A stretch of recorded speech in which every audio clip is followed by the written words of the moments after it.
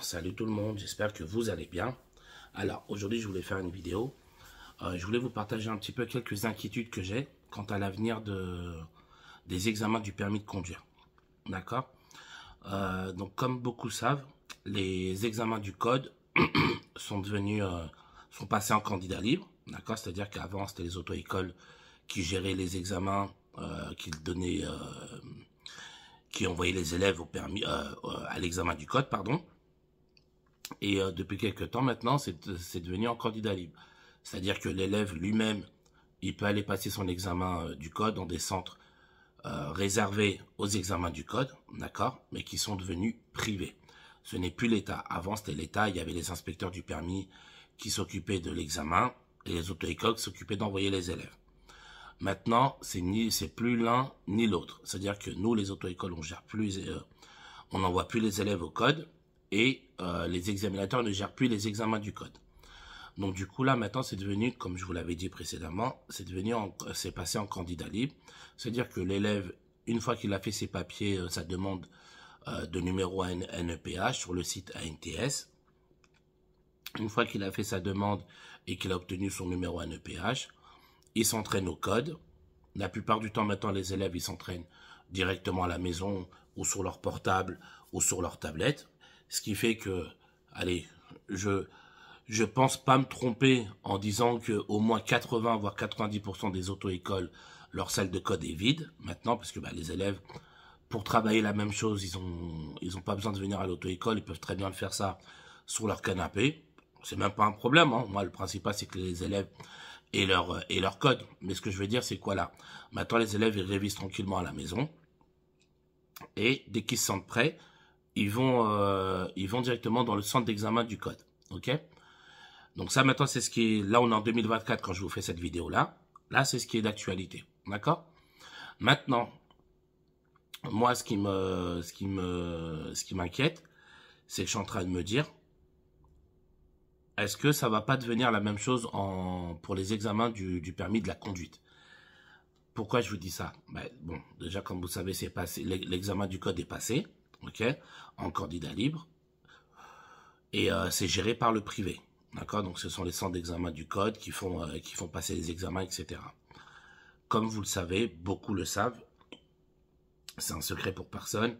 Malheureusement, depuis ça, c'est devenu un peu le bordel, dans le sens où n'importe qui aujourd'hui peut acheter son code, son examen du code peut l'acheter d'une manière très très très facile. Alors attention, hein, je tiens vraiment à être clair. Je ne suis pas en train de dire que tout le monde fait ça, qu'on soit bien d'accord. Il y en a, et que je connais personnellement, qui sont très corrects et qui font leur boulot, voilà, normalement, ça, il n'y a pas de problème. Je ne fais pas une généralité. Je dis juste que de nos jours, et ça, c'est une vérité, c'est devenu très facile d'acheter son examen du code. Ok? Et du coup, il y a d'ailleurs même la préfecture qui est en train de faire beaucoup de remontées. D'accord? Tous les examens du code qui sont pour eux suspicieux, ils retracent les élèves et ils réussissent à enlever des codes à des élèves qui ont leur permis depuis 1 an, 2 ans, 3 ans déjà. D'accord? Donc, du coup, le fait de perdre son code fait perdre automatiquement le permis de conduire. Donc, ce qui fait que ces gens-là, d'une, ils sont obligés de repasser leur examen, et du code et de la conduite. Mais en plus de ça, ils se prennent une interdiction de passer l'examen pendant X années. D'accord? Soit X mois ou X années, ça dépend. Du coup, voilà. Et du coup, on est obligé de penser la même chose pour la conduite. Tu vois? Et le souci, c'est que moi, ce qui me fait peur, c'est que si les examens de la conduite passent en privé, alors quand je vous explique ça, je vous donne simplement mes inquiétudes. Je n'ai aucune preuve. Ça se trouve, ça va toujours rester comme ça. Voilà, je n'ai aucun papier officiel, rien. D'accord? Voilà, c'est juste mes inquiétudes que je vous donne. Mais bon, je me dis, s'ils l'ont fait pour le code, ça va peut-être durer encore quelques temps comme ça, mais ça va finir par être privé, hein, l'examen du permis. Puisqu'ils le font dans d'autres pays apparemment. Donc, bon. Et du coup, moi, ce que je me dis, c'est quoi? Moi, ce qui me fait peur, c'est que si déjà depuis la privatisation des examens du code, c'est devenu c'est vraiment devenu la jungle, quoi, tu vois. C'est vraiment devenu le marché où tu peux acheter ton code normalement et il n'y a plus de honte. Moi, je sais et je pense que mes collègues qui vont regarder vont confirmer. Moi, maintenant, c'est très normal que des gens m'envoient des messages sur les réseaux. Ouais, Raphaël, tu veux un code? J'ai besoin du code. C'est devenu normal. Tu vois, il n'y a plus de tabou, il n'y a plus de... Voilà, c'est vraiment devenu banal. Ce qui fait que les gens, il y en a beaucoup qui sont plus gênés de demander ça. Parce que, voilà, pour eux, c'est normal. Ouais, j'achète le code, voilà, etc. Donc, ça coûte pas très cher. Je l'ai acheté, tout se passe bien. Enfin, bref, voilà, vous voyez ce que je veux dire. Et du coup, je me dis, le problème, c'est que je me dis, si ça devient pour la conduite, là, les amis, il faudra s'accrocher, hein, je vous le dis. Il faudra s'accrocher parce que beaucoup de collègues, déjà, ils remontent les infos. Ils disent en gros, le problème des gens qui achètent leur code, déjà, hormis que c'est illégal, hein, on est d'accord, et que c'est très dangereux.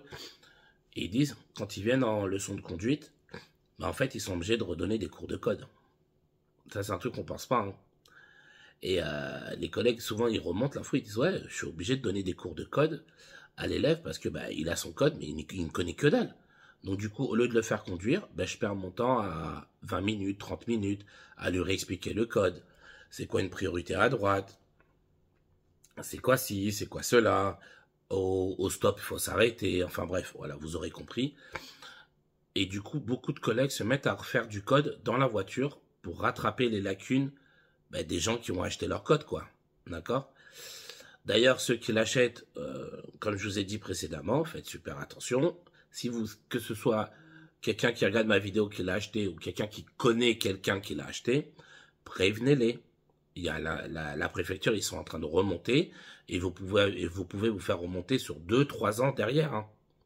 Et si la préfecture vous enlève le code, elle vous enlève le permis automatiquement. Il n'y a aucun problème pour elle, hein. D'accord? C'est pour ça que je vous dis, pardon. C'est pour ça que je vous dis, faites super attention. Donc, comme je disais, ils sont en train de remonter les gens. Et il y en a qui ont des surprises. 1 an, 2 ans, 3 ans, ils reçoivent une lettre à la maison. Voilà, on vous retire le code. Et donc, obligatoirement, on vous retire également la conduite. Ok? Donc voilà. Prévenez. Faites attention, c'est pas un jeu. Et ils peuvent remonter. C'est pas parce que là, c'est passé aujourd'hui que demain, ça va pas le faire. Ok? Faites super attention. Et ça, même si vous avez simplement acheté le code, mais que vous avez passé la conduite, entre guillemets, légalement, normalement, ils s'en foutent, hein. Ils retirent les deux. Pour ça, je préfère vous prévenir. Et donc, si on passe ça sur la conduite, voilà, je pense que vous aurez tous compris, hein, ce qui risque de se passer. Ça va être la piraterie absolue. Je vous le dis, ça va être clair et net. D'accord? Si là, il passe à la conduite, déjà, la première chose qui va se passer, ça va être les taux d'accident. D'accord? Les taux d'accident qui vont extrêmement grimper. Parce que bah, forcément, il y en a beaucoup qui ne sauront pas conduire, qui vont prendre le volant, qui vont être hyper dangereux. Et ça va être, je pense encore une fois, ça va être la même chose qu'avec le code. Ça va être le marché au permis de conduire. Le permis ne voudra plus rien dire. Vous aurez tout et n'importe quoi sur la route. Enfin bref. Donc voilà, c'est un peu les inquiétudes que j'ai. J'espère que s'ils privatisent, il y aura quand même un certain contrôle. Mais bon, franchement, encore une fois, connaissant la manière de l'État de traiter ce genre de situation-là, j'y crois absolument pas. Vu comment le code, vu comment ça se passe pour l'examen du code, j'ai très très peu de doutes que pour la conduite, ça se passe bien. D'accord? Donc voilà. C'était un peu mon inquiétude que je voulais vous partager. Comme je vous disais, pour moi, déjà, la première chose, ça va être les taux d'accident qui vont énormément augmenter. Et dû à ça, le nombre de gens que vous allez rencontrer sur la route, d'accord, qui vont être hyper dangereux, qui auront pas de bonnes notions, etc. Vous savez, hier, je parlais avec un abonné à moi. Il me dit, ouais, Raphaël, je vous jure, c'est vrai. Hein. Il me dit, ouais, Raphaël, je peux te parler et tout, j'ai une mauvaise nouvelle à t'annoncer. Je dis, oh. Et donc, il m'explique, il me dit, oui, voilà, c'était la période des fêtes et tout. Il me dit, c'était la période des fêtes et j'étais en famille. Je crois que c'était pour la période des fêtes. Ouais, je crois que c'était pour Noël ou jour de l'an, mais je crois que c'était Noël. Il dit, voilà, j'étais en famille et tout, etc. Et il me dit, donc, du coup, on a fini, on rentre.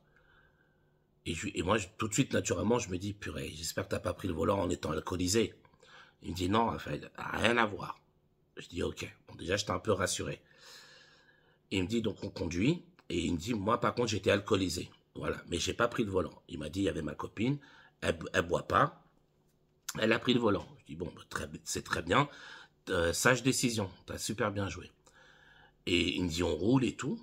Et à un moment, on arrive dans un rond-point. Et il dit à sa copine, fais attention, il y a une voiture qui arrive. Il était 2-3 heures du mat. D'accord? Le problème, c'est que quand la voiture elle arrivait en sens inverse. La voiture, elle arrivait en sens inverse. Et la personne leur a rentré dedans. D'accord? Il roulait à je sais pas combien, mais il roulait extrêmement vite. Et il a tapé du côté de la conductrice, donc de la copine de l'abonné. Donc, elle finit à l'hôpital. Dites-vous, dans le camion du SAMU, elle tombe dans le coma. Elle tombe dans le coma dans le camion du SAMU. Et pour vous la faire courte, elle est morte. Vous voyez? Donc il m'annonce ça, il me dit, et elle est morte. Il me dit là, du coup, voilà, complètement... il sait plus quoi faire, quoi. Complètement perdu. Sa copine est morte dans un accident alors qu'ils n'ont rien demandé. Ils n'étaient pas alcoolisés. Enfin, lui, il l'était, mais il n'a pas pris le volant. Sa copine n'avait pas bu une goutte d'alcool. Voilà. Sauf que le mec arrive en sens inverse. Boum. Il lui rentre dedans. Elle est morte de ses blessures dans le coma. Donc voilà, les amis. Tout ça pour vous dire, c'est ce genre de comportement-là qu'on risque de retrouver. Il y a des gens, vraiment, quand ils ne savent pas conduire, ils savent pas. Vous voyez? Et donc, du coup, voilà, le gars, là, il se retrouve là du jour au lendemain. Ben, il est en train de préparer tous les papiers de sa copine, d'envoyer les actes de décès, etc. Il me dit, ouais, comment je dois faire? Donc là, je l'ai un petit peu aiguillé parce que bah, moi, quand j'ai perdu mon père, j'ai dû faire la même chose, déclarer partout et tout. Et donc voilà, il est comme ça. Il me dit, ouais, il me dit, bah, on venait d'avoir un appart il y a 2 mois. Il me dit, on venait de voir ci, on venait d'avoir ça. On revenait d'un repas en famille, on n'a rien fait. Ouais, vous voyez ce que je veux dire? Voilà, ils n'ont rien fait. Le pire, c'est qu'il a vraiment pris le volant, il a vraiment demandé à sa copine de prendre le volant parce que lui était alcoolisé. Elle ne l'était pas. Elle respectait le code, sauf que c'est le gars devant qui respectait pas. Et voilà, il arrive en sens inverse, il leur rentre dedans à je sais pas combien, et le gars c'était pas de l'alcool ou autre. Hein. Le gars n'était pas sous stupéfiant, il n'était pas sous alcool. C'est-à-dire que c'était vraiment, soit, il y a 2 choses à dire, soit c'était volontaire, ou soit le gars n'a même pas vu qu'il prenait le truc en sens inverse. Bon, déjà, il roulait à je sais pas combien. Mais vous voyez ce que je veux dire? Et c'est malheureusement ce type de comportement-là qu'on risque de rencontrer très, très, très fortement sur la route avec le manque de... avec les gens qui risquent d'acheter leur permis. Donc c'est pour ça que je vous dis, j'ai pas mal d'inquiétudes à ce sujet-là. Après, on verra ce que ça va donner. Hein. Mais en tout cas, j'espère me tromper. Vraiment, j'espère vraiment me tromper parce que quand il m'a raconté ça, ça m'a fait froid au dos. Hein. Et dites-vous, c'est des situations qui peuvent très normalement arriver. Hein. Très normalement arriver parce que la conduite, c'est quand même assez technique. C'est quand même assez technique à gérer. Et quand tu vois ce type de personnes donc qui prennent pas le temps d'apprendre ou autre, ils achètent leur code par facilité. Je veux pas me prendre la tête, je te donne le temps. Enfin, ils achètent leur code ou la conduite, hein, c'est pareil.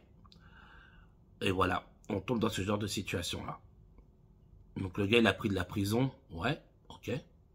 Le gars, il a pris une grosse amende, ouais, ok.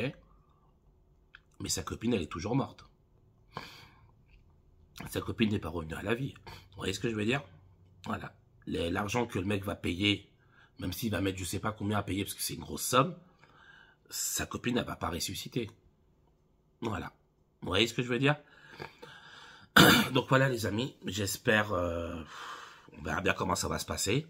N'hésitez pas à mettre en commentaire ce que vous pensez, d'accord. Est-ce que vous pensez que c'est aussi quelque chose qui va se privatiser ou pas, que ce soit les abonnés ou que ce soit même les collègues, hein. N'hésitez pas à me dire ce que vous en pensez en commentaire, qu'on voit un peu si on pense tous de la même manière ou pas. Moi je vous dis bon courage à tous les amis, prenez soin de vous et je vous dis à bientôt.